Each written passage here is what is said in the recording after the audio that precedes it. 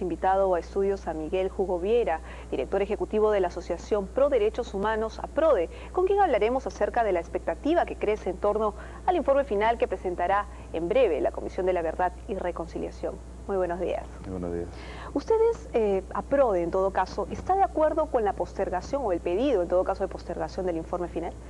Bueno, nosotros preferiríamos que se hiciera en el plazo señalado. Creo que se debería tratar de coordinar perfectamente con el Ejecutivo para no postergar más. Cualquier postergación podría generar suspicacias, qué sé yo, que nosotros ya vemos una campaña terrible sobre la Comisión de la Verdad y por eso preferiríamos que se den en los plazos señalados, ¿no? Ahora, se habla mucho, bueno, uno de los argumentos en todo caso del Ejecutivo son la visita del presidente de Brasil, Lula da Silva, y además las celebraciones en Tacna. ¿Usted cree más bien que no habría que separar un poco la agenda política de lo que es el trabajo realmente de la Comisión de la Verdad, que ha tardado 2 años y que ya se espera el informe? Sí, nosotros, la visita del presidente Lula es el día 25, la comisión iba a presentar su informe el día 28, en la mañana sería una actividad directamente con el presidente de la República y luego estaba pensado para Ayacucho. Yo creo que no alteraría ni se confundiría, digamos, ni se interpondría planos sobre este informe.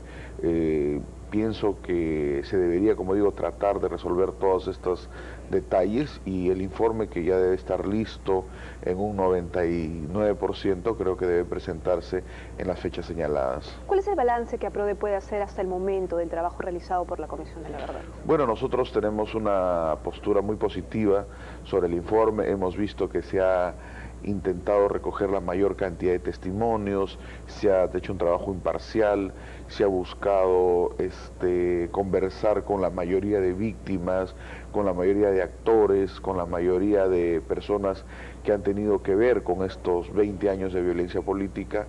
Creo, inicialmente inclusive el trabajo de la comisión se planteó, por ejemplo, 12.000 testimonios, ya han terminado recogiendo cerca de 17.000. Es decir, creo que ha sido un trabajo bastante profesional que inclusive les ha ido cambiando las vidas a los propios comisionados. Somos conscientes de que al inicio tuvimos algunas dudas, resquemores sobre alguno de ellos, pero duda, por ejemplo? Bueno, sobre su imparcialidad, sobre si iban a quitarse, digamos, si iban a poder enfrentar este proceso de comisión. De verdad que es un proceso difícil, el conversar con víctimas todos los días, el escuchar esos testimonios tan desgarradores, tan violentos, no es un tema muy sencillo, muy fácil. Sin embargo, la comisión ha sido severamente cuestionada, en todo caso, por grupos de oposición. Inclusive han salido en un diario como es La Razón cuestionamientos precisamente, ¿no?, que se han venido dando durante los días. Sí, yo creo que es bastante lamentable que periodistas, medios como La Razón, congresistas, hayan comenzado a lanzar sus dardos sobre la Comisión de la Verdad, en primer lugar sin haber tenido presente su informe, en segundo lugar en algunos casos con una clara intención de desprestigiar el trabajo, desprestigiar a los comisionados y sin entender cuál es lo fundamental en este caso que hay que tener en consideración. La Comisión de la Verdad fue un triunfo de la democracia, fue una solicitud de muchos peruanos. ¿Cómo no recordar la Plaza San Martín llena de gente emplazando a Fujimori, a Montesinos por los casos Cantuta, Barrios Altos? Pero se convirtió en un tema político, en todo caso, de debate político. Lo convirtieron ciertos personajes, porque este es un debate más bien que debe contribuir a que todos los peruanos nos unamos, por ejemplo, en el nunca más.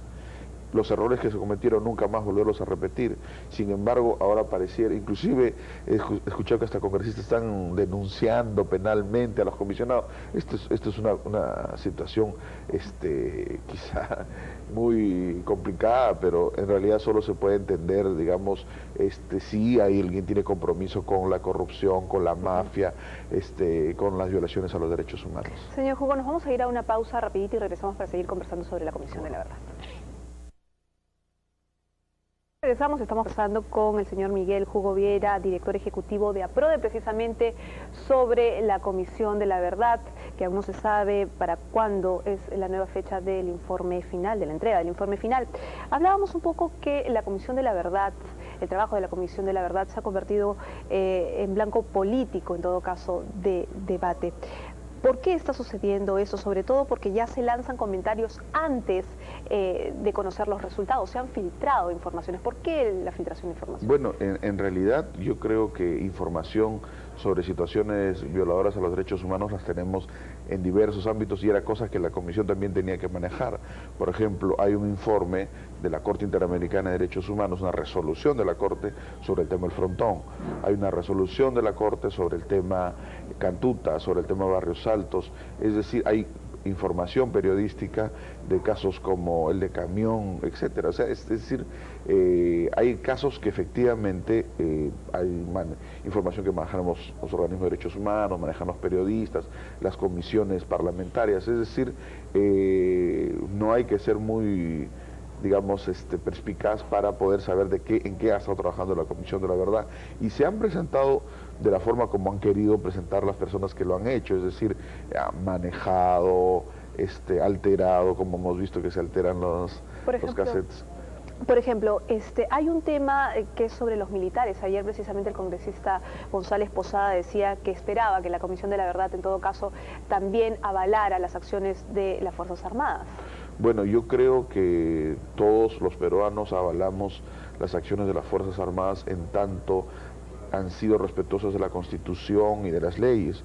Yo no creo que el congresista González Posada, por ejemplo, piense que la Comisión de la Verdad deba avalar el comportamiento del subteniente Telmo Hurtado, que mató a 69 personas y lo reconoció. No creo que deba la Comisión de la Verdad, por más mayor del ejército que haya sido Martín Rivas, deba avalar, ¿no? Entonces, obviamente que hay que avalar todas las acciones que estuvieron en el marco constitucional y hay que criticar, procesar y llevar a la justicia todo lo que tenga que ver con violaciones a los derechos fundamentales de las personas. Yo creo que ese es un bien que se le hace a la propia institución. Ahora, se ha manejado en estos 2 años mucha información, muchos procesos que ya han sido investigados, terminados y van a ser presentados. Pero muchos de esos casos tendrían que pasar al Poder Judicial para que sigan su proceso. Pero con este Poder Judicial que todavía no está en plena reforma, muchos casos van a quedar archivados, puede ser, ¿o no? Bueno, efectivamente, nosotros hemos venido discutiendo y planteando la necesidad de modificaciones en el proceso judicial. Hay que recordar que el gobierno peruano tiene el compromiso con la Corte Interamericana, con la Comisión Interamericana de Derechos Humanos, de procesar 159 casos por una solución amistosa referida.